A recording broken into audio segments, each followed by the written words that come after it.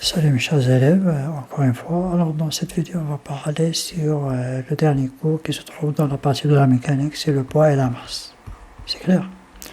Alors, on a déjà parlé sur ça dans la classe, mais on va faire juste un petit rappel pour mieux comprendre. Et à la fin, on va essayer de faire quelques exercices aussi, pour mieux comprendre le cours, bien sûr.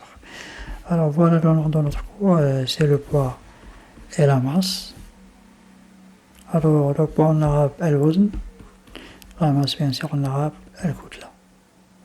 Alors, l'objectif principal de ce cours-là, c'est juste de distinguer entre le poids et la masse, c'est-à-dire tamiz ma bayna al-wazn wa al-kutla. Alors, voilà nos objectifs principaux. Alors, le premier objectif, c'est de distinguer entre le poids et la masse. Alors, dans cette partie, on va définir le poids et on va définir la masse et connaître les propriétés de ça et les propriétés de ça, et à la fin on va distinguer entre eux. En arabe, التمييز بين الوزن والكتلة. Alors voilà le premier objectif, الهدف رقم 1. الهدف رقم 2, l'objectif numéro 2, c'est de connaître les caractéristiques du poids. Alors les caractéristiques, on a déjà parlé sur ça, on a dit que chaque force elle a sa propre caractéristique, il faut le préciser ou bien le déterminer. On a parlé sur 4 caractéristiques principaux, le point d'application, le sens, la direction et l'intensité.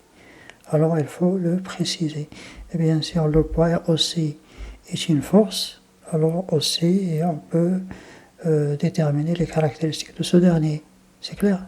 Alors en arabe, تحديد مميزات قوة الوزن.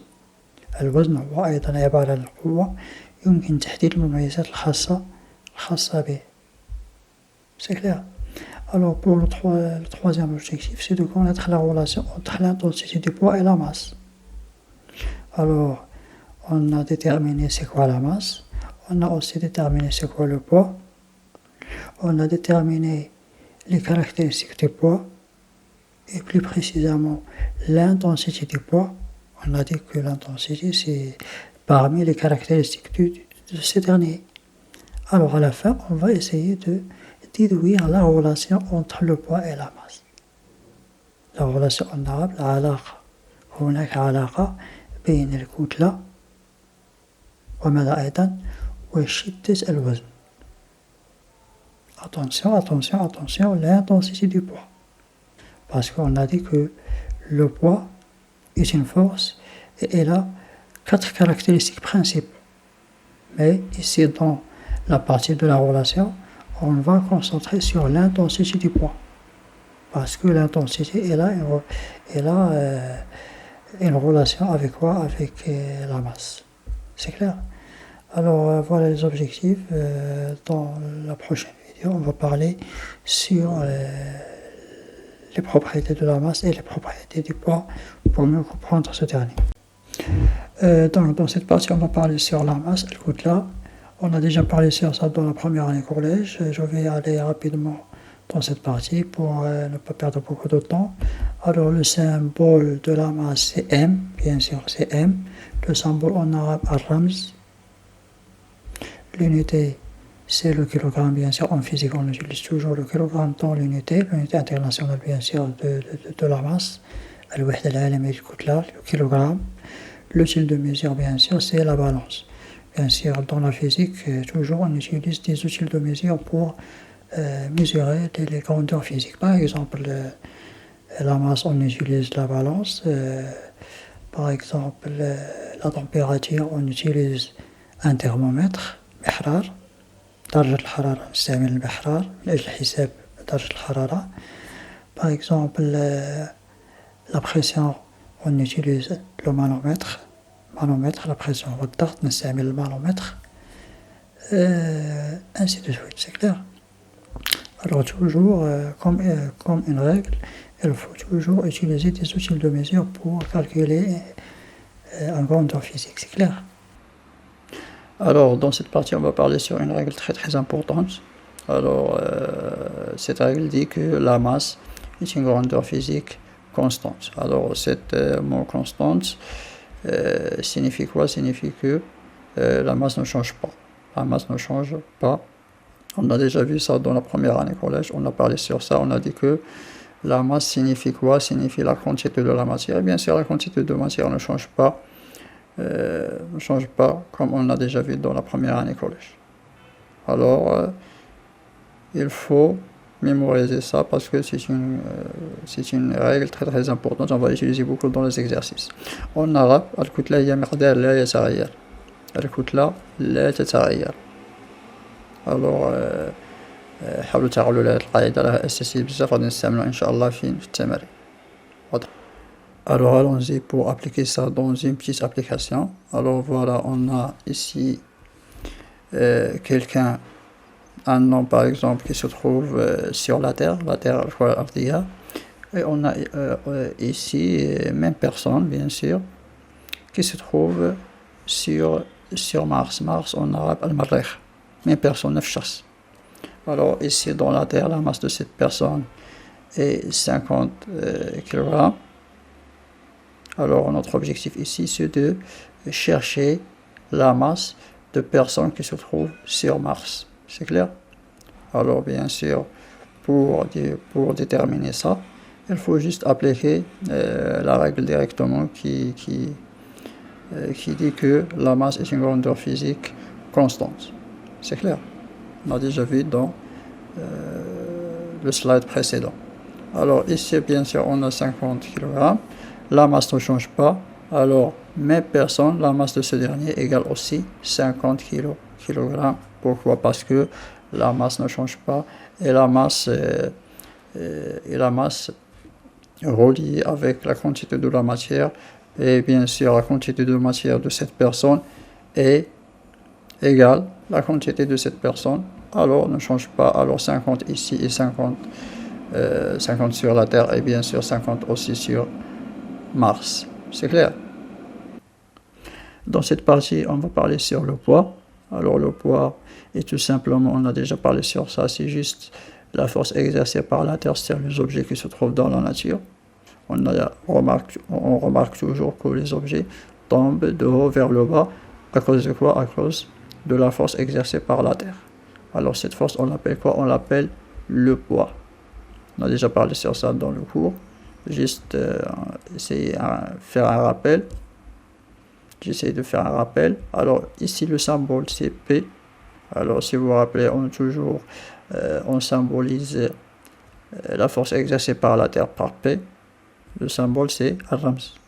N'oubliez pas le signe du vecteur. Il faut l'ajouter lorsqu'on fait le bilan des forces. L'unité bien sûr, Wihda c'est le newton. Toujours on calcule l'intensité des forces à l'aide de cette unité.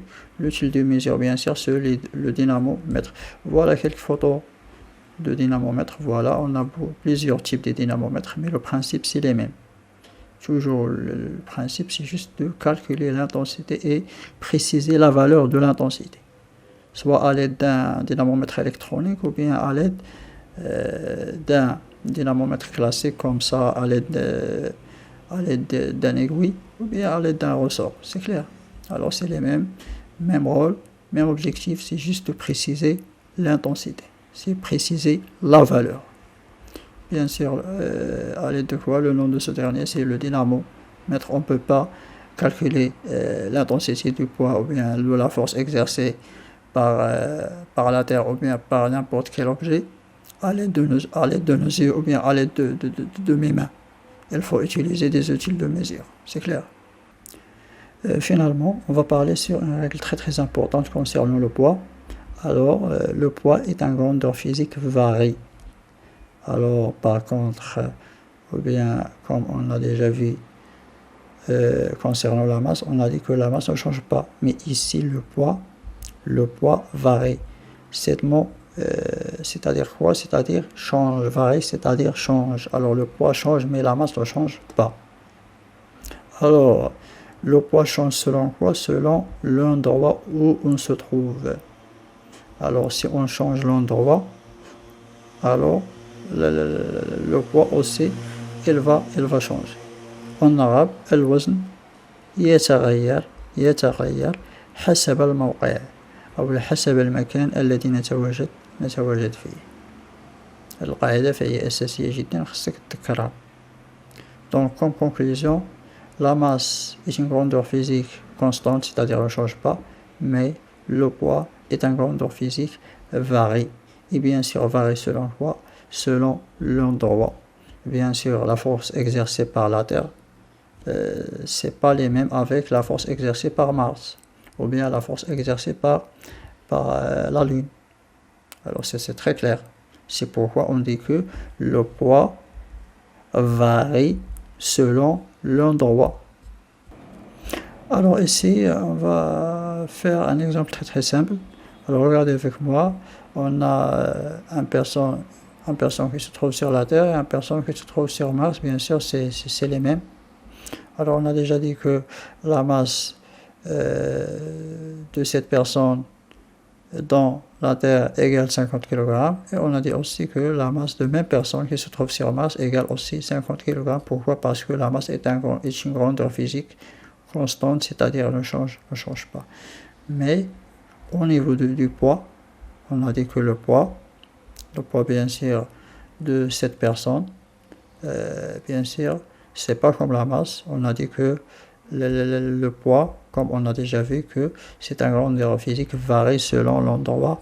Et bien sûr, l'endroit ici sur la Terre, c'est pas le même endroit qui se trouve sur Mars. Alors le poids va changer. C'est clair. Alors, comme on a vu ici, le poids de cette personne sur la Terre égale 490 newtons, bien sûr, mais ici on trouve que le poids de cette personne qui se trouve sur Mars, que le poids égale 186 newtons, bien sûr. N'oubliez pas, l'unité de la force, c'est bien sûr newton. On peut conclure que, ou bien déduire que la masse ne change pas, mais le poids change ou bien varie selon l'endroit où on se trouve. Maintenant, dans cette partie, on va parler sur le deuxième objectif, c'est les caractéristiques du poids. مميزات الوزن. On a dit déjà que le poids, c'est une force. Et bien sûr, toutes les forces ayant des caractéristiques, il faut le préciser. Alors, on a déjà parlé sur ça dans les cours précédents. Alors, on a vu que parmi les caractéristiques, on a 4 caractéristiques principaux. On a le point d'application, la direction, l'itijah, le sens, manha, et l'intensité, shidda. Donc, on va préciser ces 4 caractéristiques concernant le poids. C'est clair? Allons-y pour préciser le point d'application. Regardez avec moi. Alors, concernant le point d'application, on a déjà parlé sur ça dans la classe. Le point d'application de la force exercée par la Terre, c'est le centre de gravité G. Bien sûr, on sait que la gravité exerce une force sur tous les corps, c'est-à-dire tout le volume du corps, mais on choisit juste un point unique qu'on appelle le centre de gravité G. C'est comme une simplification qui consiste à considérer le poids comme une force s'appliquant en un point unique. يعني أننا نعرفوا أن القوة ديال الأرض أو ديال الجاذبية كتطبق على الجسم كامل، لكن حنا من أجل التبسيط كنعتبروا أن هذه القوة كتتم أو كتطبق غير على نقطة واحدة داخل الجسم، واللي هي اللي كنسميوها مركز الثقل ou bien le centre de gravité G. فقط تبسيط. Parce qu'on ne peut pas étudier tous les points qui se trouvent dans le corps, bien sûr. Donc, c'est juste une simplification, bien sûr, pour simplifier notre étude. C'est clair? Alors, toujours, il faut rappeler ça, toujours, le centre de gravité, c'est le point d'application pour la force exercée par la Terre ou bien le poids.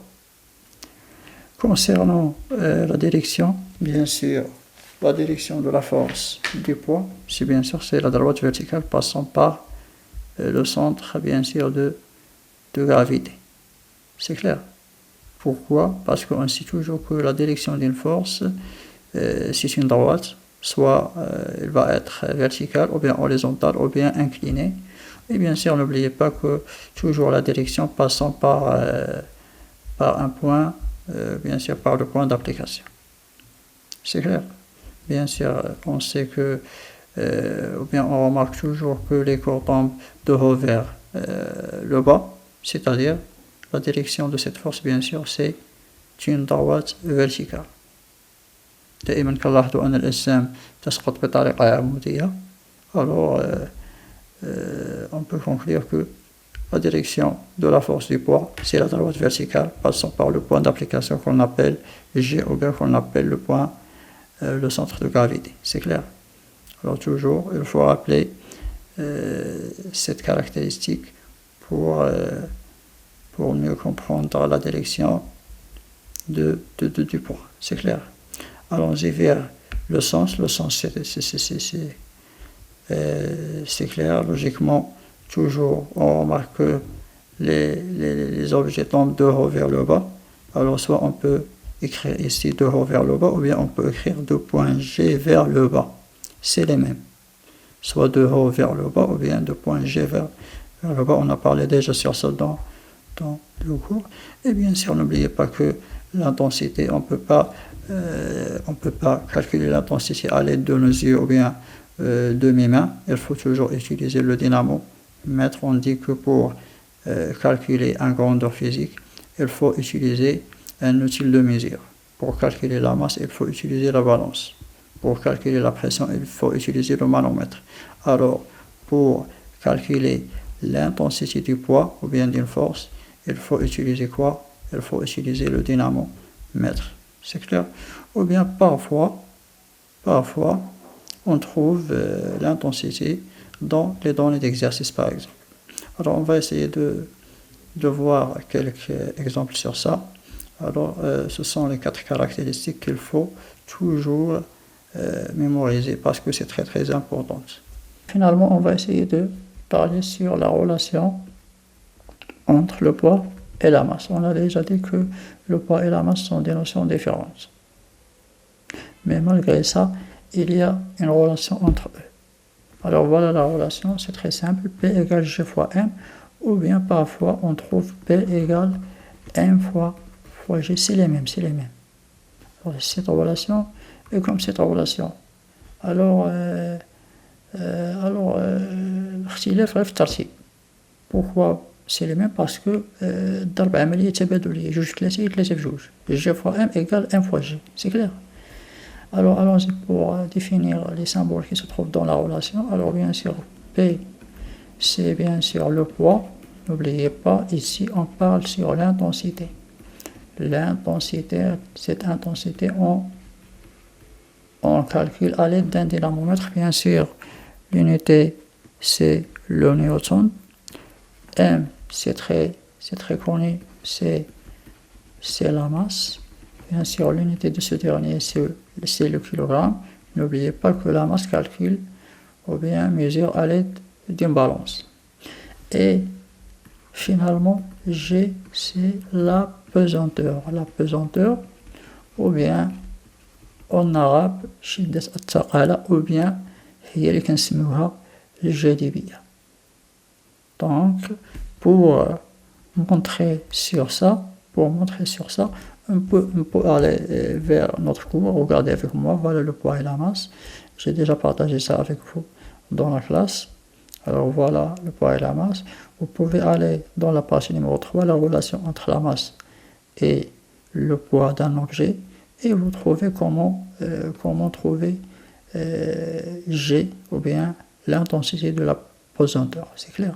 C'est tout simplement G égale P sur M. On a interprété ça à l'aide de cette graphe qui se trouve ici, à l'aide de ce tableau-là. C'est clair? Vous pouvez aller vers le cours qu'on a déjà fait dans la classe et bien sûr réviser ça. C'est très simple. L'idée principale, ou bien le plus important, c'est quoi? C'est de mémoriser la relation et utiliser. P égale G fois M, ou bien P égale M fois G. La pesanteur, bien sûr, l'unité de ces derniers, ou bien le G d'Ibia, c'est le newton sur le kilogramme. G, c'est tout simplement égal à quoi? Égal P sur M. C'est clair? Alors, n'oubliez pas que ce dernier change ou bien varie selon l'endroit. G dans la Terre, c'est pas comme G dans la Lune. C'est pas comme G dans Mars. القيمة ديال هاد الجي هادي كتغير حسب المكان، أولا ديال الجي دي بي كتغير حسب المكان. الجي في الكرة الأرضية مختلفة على الجي في القمر، مختلفة على الجي في المريخ. C'est clair? Donc, faire attention. Allons-y à la prochaine vidéo, Inch'Allah, pour faire mieux, plus des exercices pour mieux comprendre ça.